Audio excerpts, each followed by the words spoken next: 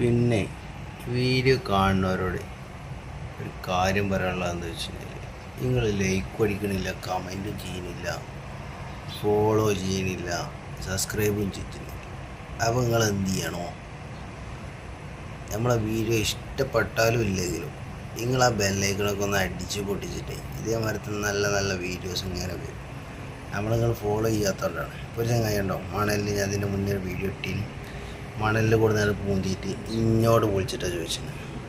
ഞാൻ എന്താ അതിന് പറയാം, ഓനക്കാ ബുദ്ധിയില്ലാത്ത ഇച്ച ബുദ്ധിയില്ലാത്ത പിന്നെ ഭാവം നോക്കിയിട്ട് കാര്യമില്ല. അപ്പോൾ നമ്മളെ വീഡിയോക്ക് നിങ്ങൾ ലൈക്ക് അടിക്കണം, കമൻറ്റ് അടിക്കണം, ഫോളോ ചെയ്യണം, സബ്സ്ക്രൈബ് ചെയ്യണം. അപ്പോൾ നിങ്ങൾ മറക്കാതെ ചെയ്യണം. എന്നില്ലെങ്കിൽ നമ്മൾ നിൽക്കുന്ന ഏരിയയാണ്, നമ്മൾ നിൽക്കുന്ന ഓരോരോ ഏരിയകൾ ഇങ്ങനെ കാട്ടിത്തരും. ഞാൻ ഇപ്പോൾ ഉള്ളത് ഷാർജയിലാണ്, ഞാൻ ഇപ്പോൾ റൂമിലാണുള്ളത്. അപ്പോൾ എൻ്റെത് ഫുഡ് ബ്ലോഗ് എന്ന് പറഞ്ഞിട്ടാണ് ഞാൻ തുടങ്ങിയത്. ഞാൻ റൂമിൽ നിന്നൊരു വീഡിയോ എടുത്താണ് നിങ്ങൾക്ക് വിട്ട് തരാമെന്നുള്ള ഒരു രീതിയിൽ ഇങ്ങനെ കണ്ടെങ്കിൽ എന്താ വ്യൂ അല്ലേ.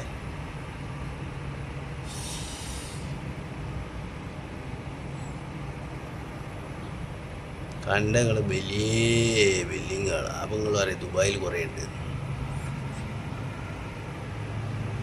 കണ്ടങ്ങൾ ബസ് സർവീസ് ഇവിടെ ഉണ്ട്, എല്ലാ സംഭവങ്ങളും ഇവിടെ ഉണ്ട്. അപ്പോൾ നിങ്ങൾ ഷാർജയിൽ വരികയാണെന്നുണ്ടെങ്കിൽ നിങ്ങൾ നമ്മളെ അടുത്തേക്ക് വന്നോളി. നിങ്ങളെ കാത്ത് തന്നെ നമ്മളവിടെ ഉണ്ട്. എവിടെയല്ല, ഫാമിലി ഫുഡ് പാർക്ക്. എനിക്ക് വീഡിയോ റെഡിക്ക് എടുക്കാനൊന്നും അറിയില്ല. എടുക്കുന്നത് കൂട്ടുന്നതിന് നിങ്ങൾ ലൈക്കും കമൻറ്റും അടിച്ച് മറക്കാതെ ചെയ്തോളി.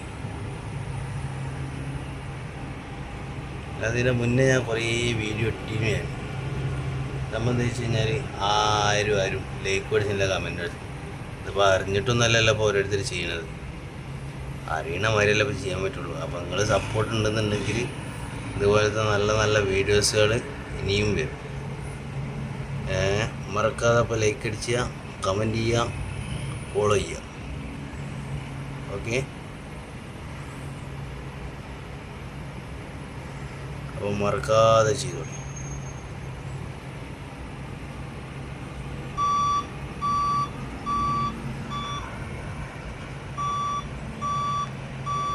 അപ്പോൾ എങ്ങനെ